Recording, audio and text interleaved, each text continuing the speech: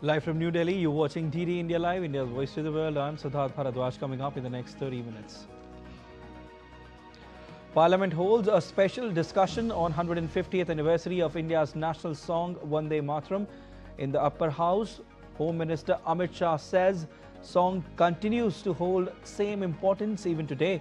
Nation should know its complete history. Conflict escalates across multiple areas along the disputed border of Thailand and Cambodia after both countries accused each other of breaching the ceasefire. Fire breaks out in a multi-story building in Indonesia's capital Jakarta, killing at least 22 people.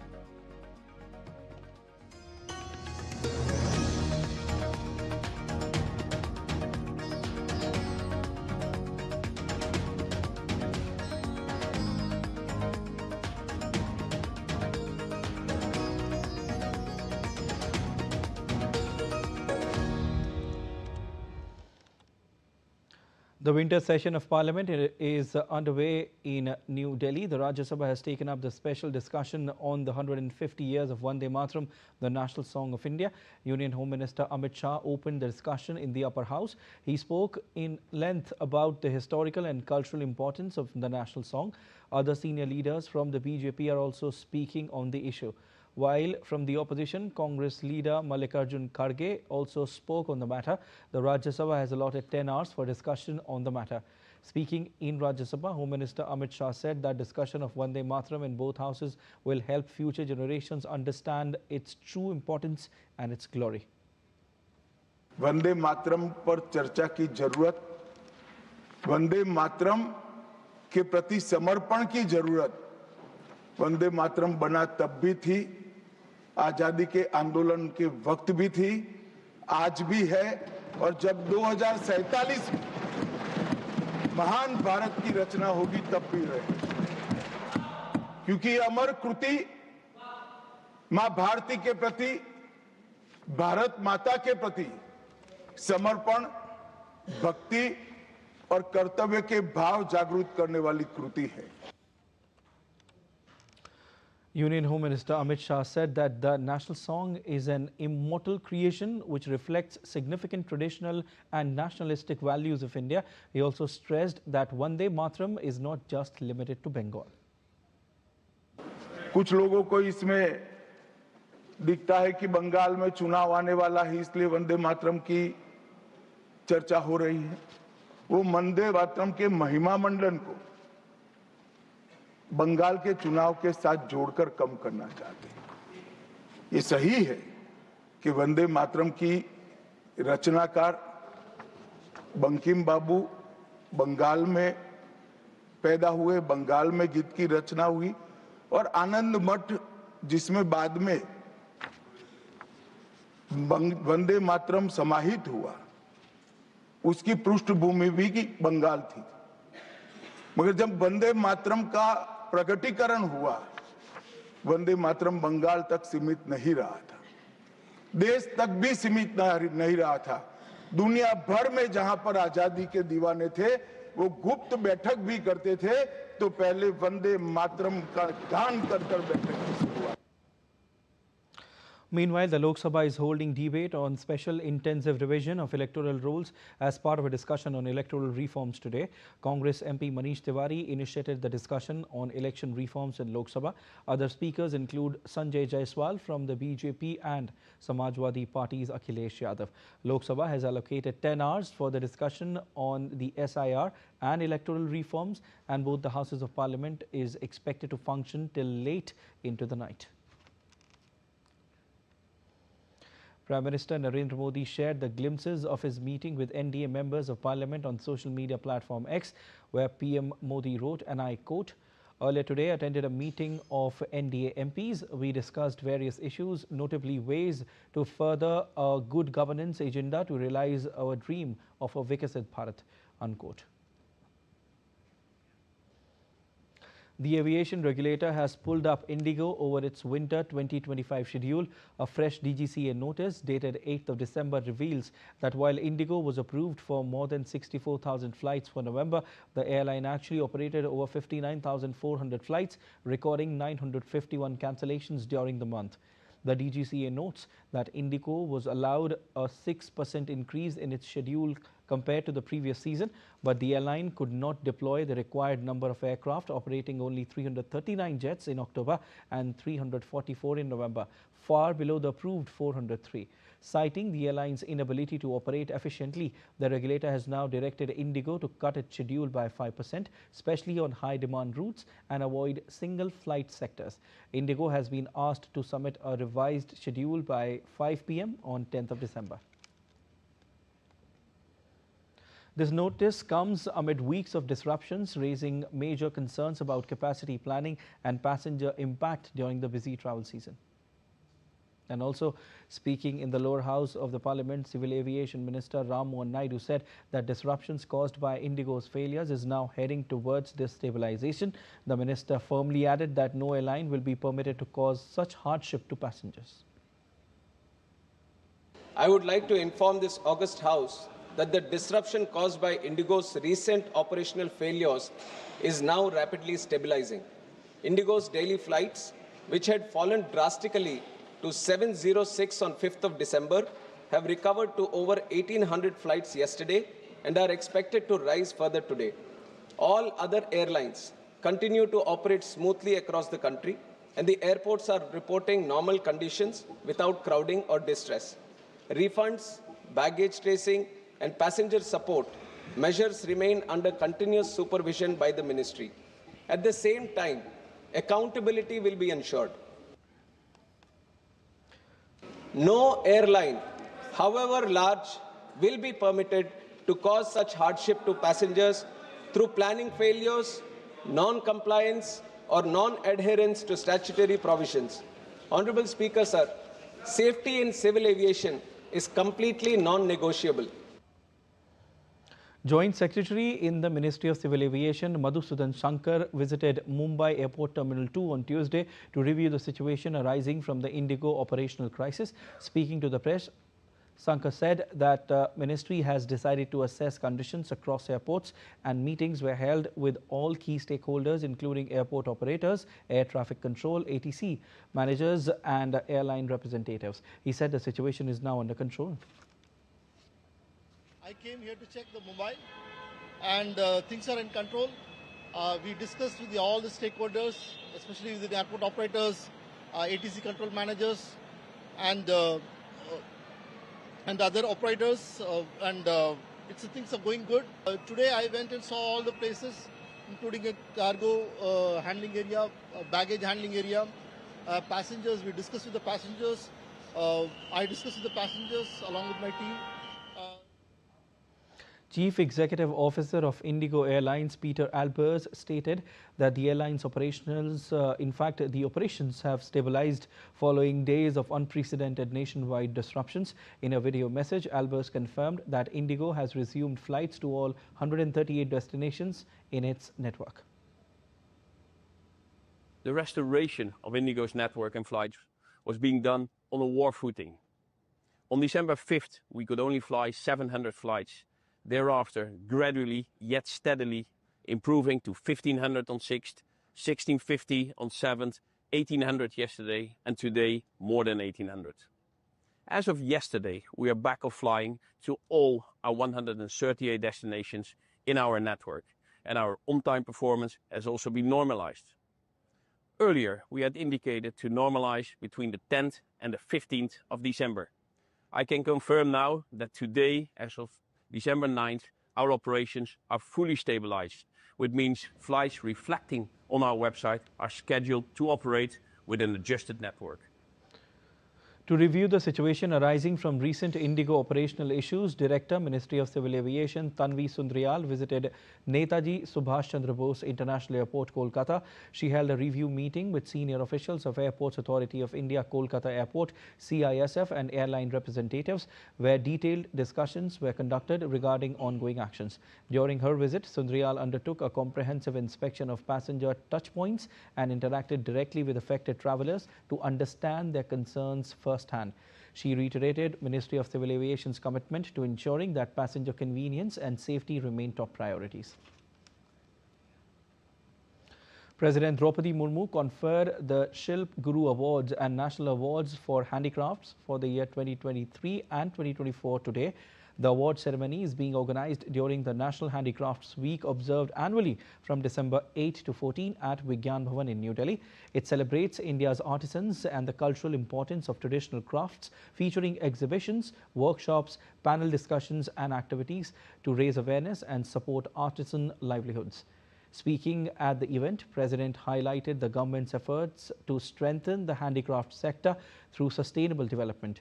Over the past decade, 1.5 lakh units have been connected to the e-marketplace, allowing artisans to sell directly to consumers. This has boosted their financial independence and social recognition. सशक्तिकरण और सतत विकास में हस्तशिल्पी क्षेत्र के महत्व को ध्यान में रखते हुए सरकार ने पिछले एक दशक में इस क्षेत्र को मजबूती प्रदान करने के लिए अनेक महत्वपूर्ण कदम उठाए हैं।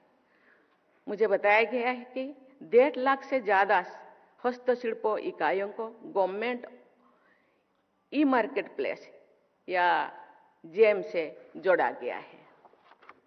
ये प्रसन्नता की बात है कि e commerce platform India handmade शिल्पकारों को खरीदारी से सीधे जोड़कर उन्हें अपने उत्पाद बेचने में मदद कर रहा है। इससे शिल्पकारों को वित्तीय आजादी और समाज में पहचान देने दोनों मिल रहा है। India's External Affairs Minister met Chairman of Singapore-based Temasek Holdings, Teo Chee Hien, and his team today in New Delhi. They discussed the investment opportunities unlocked in India by recent reforms. The chairman will address the 5th Atal Bihari Vajpayee Memorial Lecture later today. The National Investigation Agency on Tuesday conducted searches in the Mutton Forest area of Anantnag in Jammu and Kashmir as part of its probe into the November 10 blast near Delhi's Red Fort. Investigators said the main accused in the terror conspiracy had allegedly carried out explosive trials in the area while preparing for a planned bombing in the national capital. NIA teams assisted by Jammu and Kashmir Police and CRPF personnel arrested suspects Dr. Adil Ratha and Jasir Bilal Wani to the Mutton Woods to identify and recreate locations used for testing explosives. During the searches, investigators recovered materials consistent with attempted blast experiments, including a damaged gas cylinder, officials said. Indian Coast Guard ship Sarthak arrived at Suwak port in Kuwait on its maiden overseas deployment to the Gulf region. The indigenously built offshore patrol vessel is on a mission to strengthen India-Kuwait maritime cooperation under the Sagar vision. During its 4-day stay, the crew will hold professional exchanges with the Kuwait Coast Guard, including joint training on pollution response, search and rescue, and maritime law enforcement. After Kuwait, ICGS Sarthak will continue its overseas deployment with port calls in Iran and Saudi Arabia, showcasing India's broader commitment to enhancing maritime cooperation, interoperability, and regional stability across West Asia.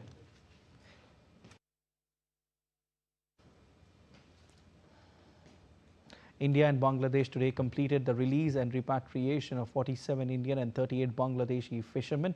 The government of India attaches the highest importance to the safety, security and welfare of Indian fishermen.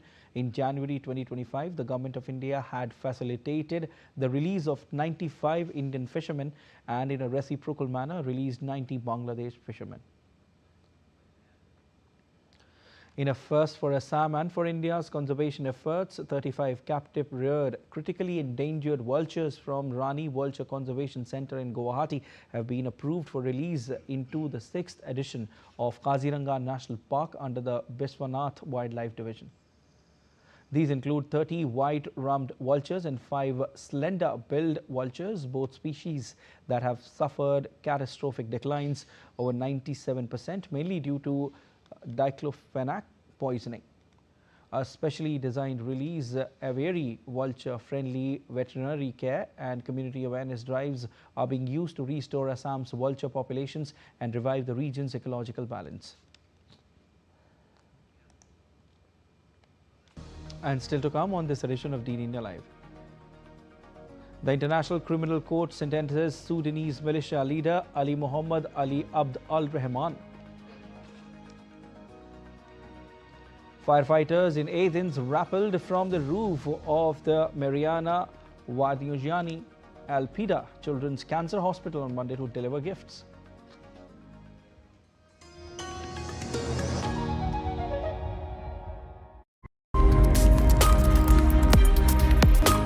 Every year on 10th of December, the world comes together to celebrate the adoption of the Universal Declaration of Human Rights, a landmark document that affirms the fundamental freedoms every individual enjoys everywhere. After the explosion of information technology, digital technology, new genre of rights have come up. Right to privacy can be infringed both by state actors and by non-state actors. People should learn to respect other people's rights. If we don't respect each other's rights, you cannot enforce your own rights. The only thing that could be done is to make everything simple. Don't complicate matters.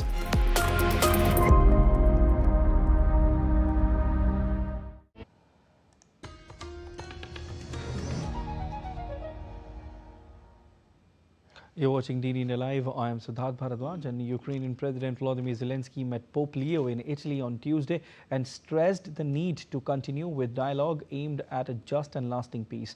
The Pope reiterated the need for the continuation of dialogue and expressed his urgent desire that the current diplomatic initiatives bring about a just and lasting peace.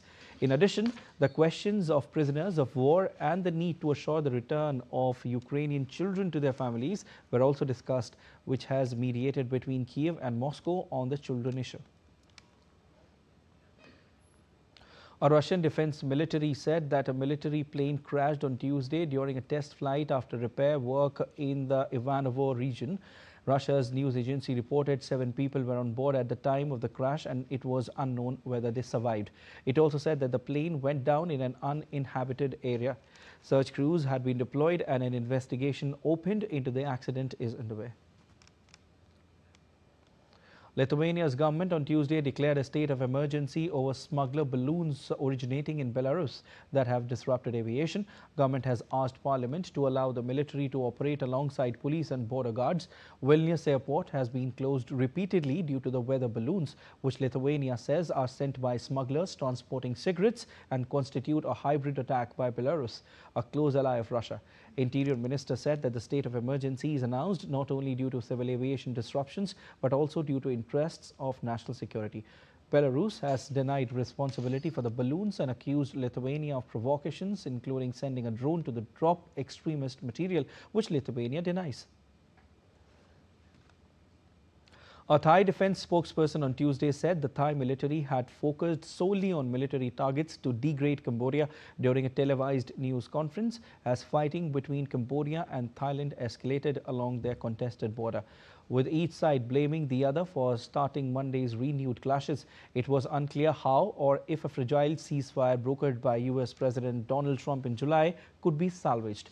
In Thailand, military officials said there were clashes in 5 border provinces and a Navy-led operation in its Trat province to expel Cambodian soldiers was expected to end soon. They said Cambodia was using artillery, rocket launchers and bomb-dropping drones to attack Thai forces. Meanwhile, Cambodia's former leader Hun Sen said his country waited 24 hours to honor the ceasefire and allow for evacuations before launching counterattacks overnight against Thai forces. A fire broke out at a 7-story building in Indonesia's capital Jakarta on Tuesday, with at least 22 people dead. Head of Central Jakarta Police said that the fire has been extinguished and efforts to find more possible victims inside the building continue. Police said a battery that exploded on the first floor had ignited the fire, which spread to the upper levels of the building in central Jakarta before being put out. The building is the office of Terra Drone Indonesia, which provides drones for aerial survey activities with clients in the mining to agriculture sectors. The International Criminal Court has sentenced Sudanese militia leader Ali Muhammad Ali Abd al-Rahman to 20 years in prison for war crimes and crimes against humanity. The ruling comes after the court earlier convicted him on 27 counts, including rape, murder and torture committed during Sudan's civil war in the Darfur region between 2003 and 2004. The ICC says the verdict sends a strong message of accountability for atrocities committed during one of Sudan's darkest chapters. More and more companies in Germany are shutting down operations, and the trend shows no sign of slowing. DW correspondent Chiponda Chimbelu joins us now from Berlin with more on the country's corporate insolvency crisis. Hi Chiponda, just how bad is the situation? Chiponda.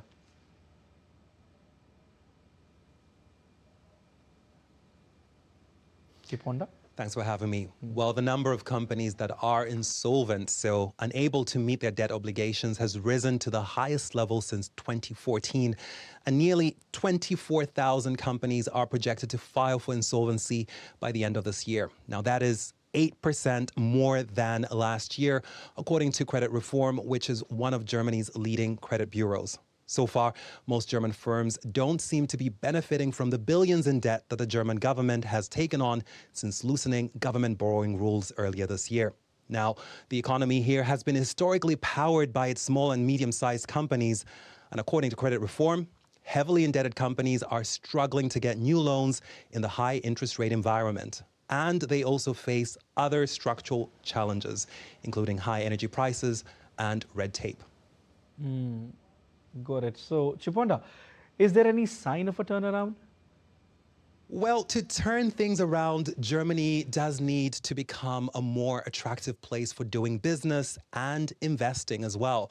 Businesses are struggling right now, and for retailers, it's not just the fact that Germans are willing to spend less because, of course, there's rising costs and also the fear of losing their jobs. It's also the fact that they haven't been able to find the answer to competition from e-commerce players like Amazon, Zalando, or even the Chinese ones like Temu and Shein. Now, that's why the number of retailers declaring bankruptcy has jumped to a 9-year high and even includes some well-known high street names here like Gary Weber and Goertz. And it's, of course, not just the retailers facing more competition from China. Automakers, too, have been struggling to keep up. Now, Germany does need structural reform to revamp its economy. But, of course, that has proven challenging even with the current government. And that is because any major reform could mean some pain for a share of voters before any potential benefits take effect. And with Germany's healthy debt-to-GDP ratio, that reform may not feel as pressing as it is. All right, Chiponda Chimbelu, thank you so much for joining in. And let's take a look at other stories making news around the world. NASA astronaut Jonathan Kim received a traditional Russian Matryoshka doll after returning to Earth from the International Space Station on Tuesday. Kim, along with Russian cosmonauts, landed in Kazakhstan aboard the Soyuz MS-27 spacecraft. The Matryoshka doll, a Russian nesting doll, featured Kim's face and the US flag as a unique souvenir. Firefighters in Athens rappelled from the roof of the Mariana Vardino Gianni Elpida Children's Cancer Hospital on Monday to deliver gifts.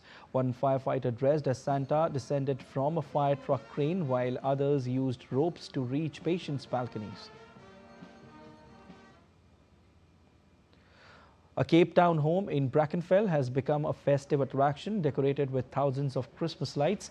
The property features LED strips, illuminated figures, a large Christmas tree, and signs reading Merry Christmas and Cape Town, all visible from nearby streets.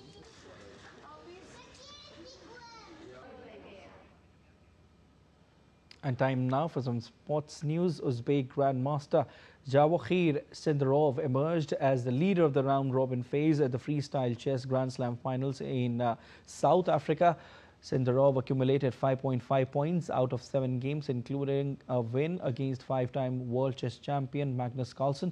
In the quarterfinals, Carlsen is set to face Fabiano Caruana, marking a rematch of their 2018 World Championship clash.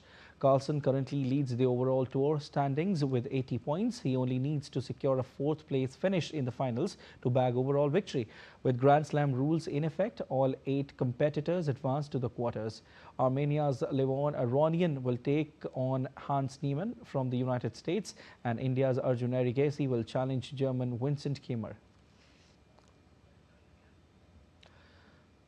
India will fight for a bronze medal at the Junior Hockey World Cup 2025 after a heavy 1-5 semi-final loss to Germany. The Blue Coals now face Argentina at Chennai's Mayor Radhakrishnan Stadium on Wednesday. India's campaign has been mixed. It did show strong group stage wins, but shaky knockout performances came lately, with defence and midfield often exposed. India's coach PR Srijays has urged the team to contain and convert to avoid leaving empty-handed. Argentina, ranked number 3, narrowly lost 1-2 to Spain in their semi-final and will be eager to secure a medal. Both sides have had time to regroup, setting up a tense battle for 3rd place. Manchester United surged into Premier League's top 6 with a commanding 4-1 win over Wolverhampton Wanderers at Molineux. Skipper Bruno Fernandes struck first. Wolves replied through Bellegarde, but United's second-half dominance sealed the night. Brian Mason Mount and Fernandes again from the spot completed the rout. Wolves remain 13 points adrift of safety, their fans voicing anger with ownership protests. United boss Ruben Amorim praised the side's attacking growth, while Wolves' Rob Edwards admitted frustration but vowed to rebuild confidence. Back-to-back away wins now fuel United's push for Europe.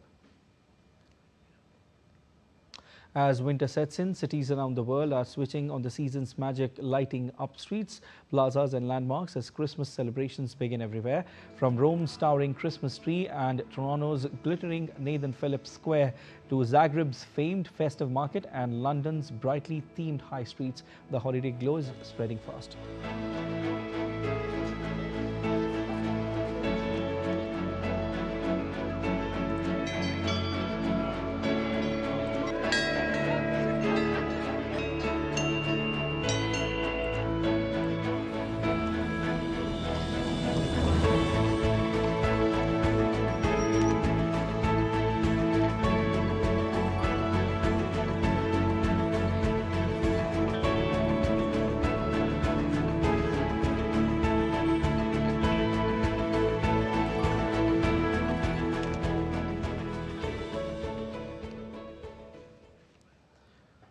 That's all for this edition of DD India Live, but let us know your thoughts on the news of the day. For those on the go, you can get all the latest news and updates from India and across the world on DD India mobile app. The app is available on both Android and iOS platforms, and you can scan the QR code on the screen to download now. We'll be back with more news as it breaks here on DD India. I'm Siddharth Bharadwaj from all of us here in Delhi. Thanks for watching DD India Live.